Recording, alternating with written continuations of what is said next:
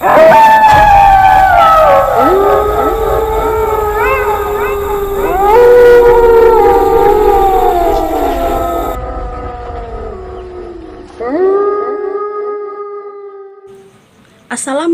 warahmatullahi wabarakatuh. Malam pun tiba, saatnya saya kembali bercerita. Sebelumnya saya minta dukungannya, jangan lupa like, komen, subscribe, share juga jika perlu video ini untuk menambah semangat saya membuat cerita di sini. Jadi saat ini saya akan membawakan cerita yang berjudul santet yang sangat-sangat membelenggu kehidupan, yang sangat menyakitkan. Jadi awal cerita teman saya, ini ceritanya berawal dari cerita teman saya, kisah nyata, yaitu Niken dan Iwan. Jadi Niken itu berpacaran sama Iwan. Nah, keluarganya Iwan itu, tepatnya bapaknya Iwan, saat itu lagi mengalami sakit yang sangat kasihan sekali melihatnya, sangat memprihatinkan. Pada saat itu dia sudah berobat ke dokter yang ada di daerah dekat situ, udah hampir semua dokter, gonta-ganti dokter, tapi nggak ada hasilnya. Lalu sampai berlanjut ke rumah sakit, dari rumah sakit ini ke rumah sakit yang lainnya, tapi tetap aja tidak membuahkan hasil. Hasilnya nol besar. Setelah gonta-ganti rumah sakit, gonta-ganti dokter, penyakit bapaknya Iwan tetap tidak bisa disembuhkan. Saat itu dokter pun tidak menemukan gejala penyakit apa atau penyakit apa yang ada di bapaknya Iwan. Tidak terdeteksi oleh medis. Jadi Niken bercerita sama saya, dia minta bantuan saya mencarikan informasi, barangkali tahu katanya di mana tempatnya orang pintar untuk mengobati bapaknya Iwan tersebut. Kebetulan saat itu saya mendengar, bukan tahu ya, tapi saya pernah mendengar di mana ada di daerah tertentu, di daerah yang mungkin saya tidak bisa menyebutkannya untuk menjaga privasi ya. Ada orang pintar yang biasa mengobati hal-hal yang non medis. Jadi saya tunjukkan ke sana dengan persyaratan yang saya tahu, yang saya dapat informasi dari orang lain tuh, seperti katanya si bapak yang mengobatin itu akan memeriksa orang yang sakit, lalu dia tuh kalau misalnya benar penyakitnya kiriman atau sejenis santet, itu dia akan apa namanya,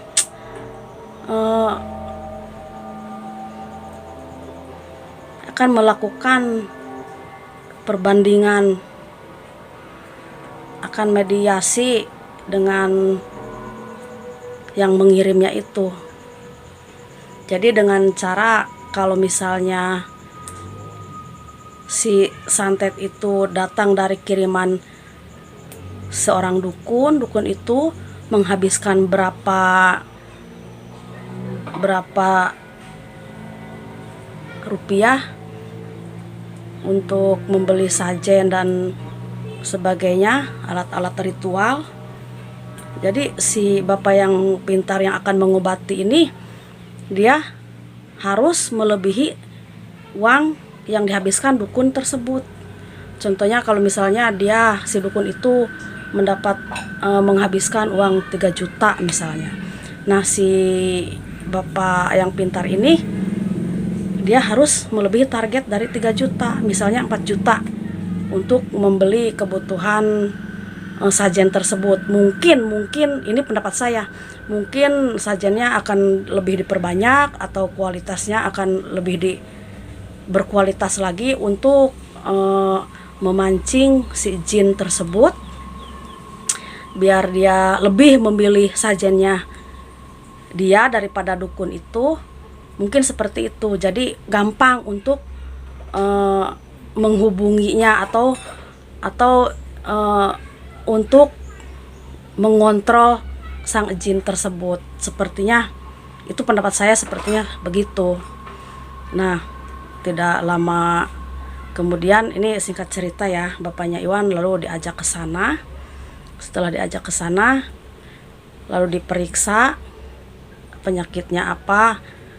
Ternyata di situ betul penyakitnya non medis atau kiriman lah, kiriman. Tapi di sini yang lucunya itu kirimannya bukan di masa-masa sekarang, tapi di zaman dahulu waktu bapaknya Iwan masih muda.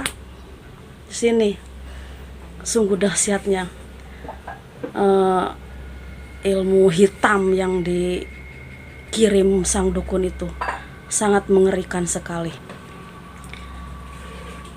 Jadi ceritanya semasa muda bapaknya Iwan itu berpacaran sama tetangganya, orang dekat lah, tetanggaan gitu, pacaran. Setelah sekian lama pacaran tuh tidak sampai ke jenjang pernikahan, di tengah jalan putus. Setelah putus, mungkin si ceweknya ini tidak terima atau lebih ke masih sayang, masih bucin lah sama bapaknya Iwan ini. Mungkin dia merasa penasaran, merasa ingin memiliki bapaknya Iwan. Pokoknya saya mesti mendapatkan bapaknya Iwan, mungkin seperti itu. Jadi si wanita ini dia pergi ke orang pintar untuk minta bantuan, dengan tujuan dia tuh bukan menyantet bapaknya Iwan, bukan, tapi dia menggendam atau memelet bapaknya Iwan dengan bantuan dukun tersebut. Nah, mungkin takdir juga mengatakan bahwa orang ini tuh tidak akan berjodoh sama bapaknya Iwan saat itu. Bahkan sampai sekarang pun tidak menikah sama dia. Tetap saja setelah dia minta bantuan dukun, tetap tidak bisa menikah.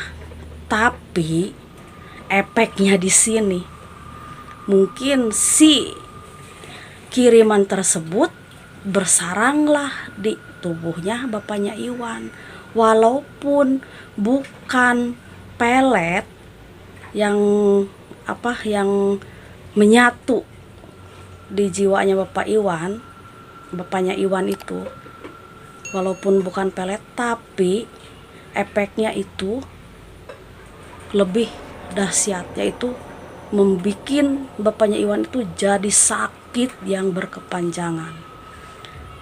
Dari semenjak itu mungkin bapaknya Iwan tidak sadar bahwa di tubuhnya itu sudah bersarang kiriman dari seseorang buat dirinya, tanpa sadar. Setelah lama ya biasa menjalani hidup, bapaknya Iwan nikah sama siapa, terus si wanita itu juga sudah berkeluarga, sampai sudah punya Iwan itu sampai udah bujangan ya. Iwan aja sudah punya pacar ke Niken tersebut, temannya saya itu. Di situ mulai ada reaksi, ada pokoknya gejala-gejala yang sangat tidak enak di badan. Mulai sakit, daya tahan tubuh mulai menurun, badan mulai kecil. Jadi turun terus semenjak Iwan sudah bujangan, sudah keluar SMA, sudah kerja itu kondisi bapaknya Iwan tuh semakin turun dan drop, jatuhlah bapaknya Iwan itu.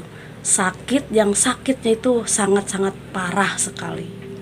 Jadi udah badannya kecil, dia muntah darah banyak sekali, muntah darah. Kalau misalnya kain pakai lap itu bisa diperas itu darahnya saking banyaknya. Setelah muntah darah, lalu bapaknya Iwan itu selalu tidak sadarkan diri. Seperti itu kondisinya, sangat memprihatinkan sekali. Jadi daya tahan tubuhnya sudah semakin melemah. Walaupun bolak-balik dirawat di rumah sakit tuh sepertinya sudah tidak ada efeknya. Pokoknya tidak ada kekuatan, daya tahan tubuhnya terus saja menurun. Dan ketika itu dibawalah ke Bapak Pintar itu, lalu diobati sama beliau. Cara mengobatinya yaitu dengan cara, jadi si jin yang suruhan dukun tersebut dipanggil dan dimasukkan ke tubuhnya bapaknya Iwan. Bapaknya Iwan jadi mediator. Dimasukinlah jin tersebut, lalu ditanya sama si Bapak Pintar itu, kenapa dia bisa mengganggu, kenapa dia selalu mengganggu bapaknya Iwan, apakah ada yang nyuruh, apa inisiatif sendiri, apa gimana lah gitu. Pertanyaan banyak sekali ditanyakan ke bapaknya Iwan. Tapi kan itu posisinya udah dimasukin jin ya.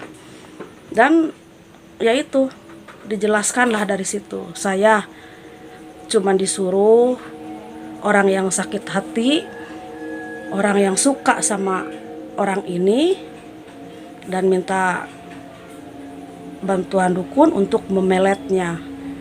Tapi efeknya itu bukan gendam, tapi penyakit lah yang bersarang di tubuhnya bapaknya Iwan. Dan setelah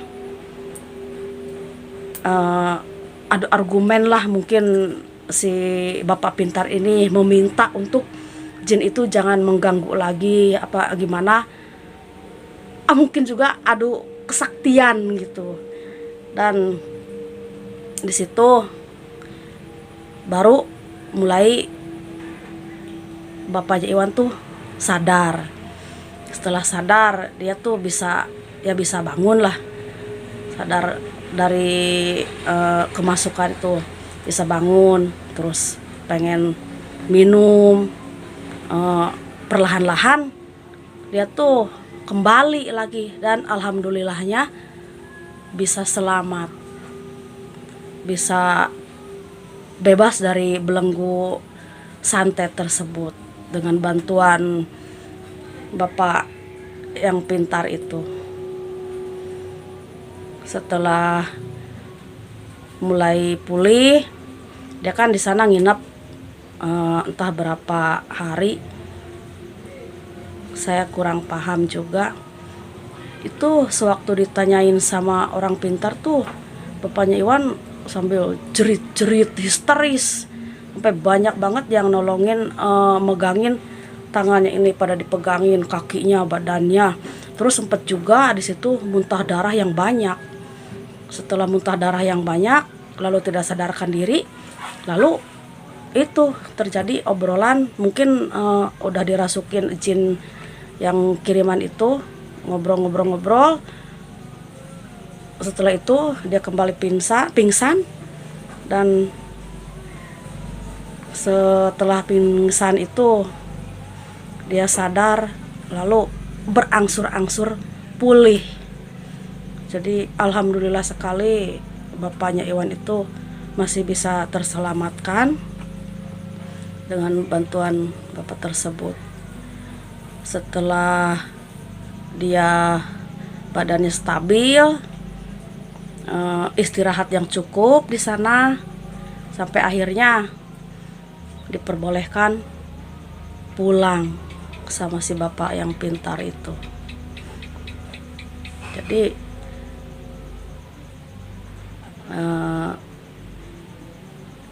itulah keganasan dari ilmu hitam atau ilmu gendam yang dikirim dukun yang sangat-sangat menyiksa, itu bertahun-tahun bersarang di dalam tubuh, bukan 1 tahun 2 tahun. Semenjak bapaknya Iwan masih berjaka, bujangan, sampai menikah, sampai berkeluarga, punya anak, itu bersarang di tubuhnya tanpa merasa curiga bahwa saya tuh dikiranya sehat-sehat aja, tidak ada apa-apanya. Ternyata di dalamnya itu bersaranglah jin-jin yang mengganggu. Sangat mengerikan sekali, sangat-sangat biadab ya menurut saya. Ilmu-ilmu hitam itu yang sangat menyakitkan orang lain. Semoga kita semua tergolong dalam orang-orang yang beriman, yang dijauhkan dari orang-orang yang berhati syirik. Itulah cerita malam ini. Semoga kita bisa merenungi dan menjadi orang yang lebih baik lagi. Wassalamualaikum warahmatullahi wabarakatuh.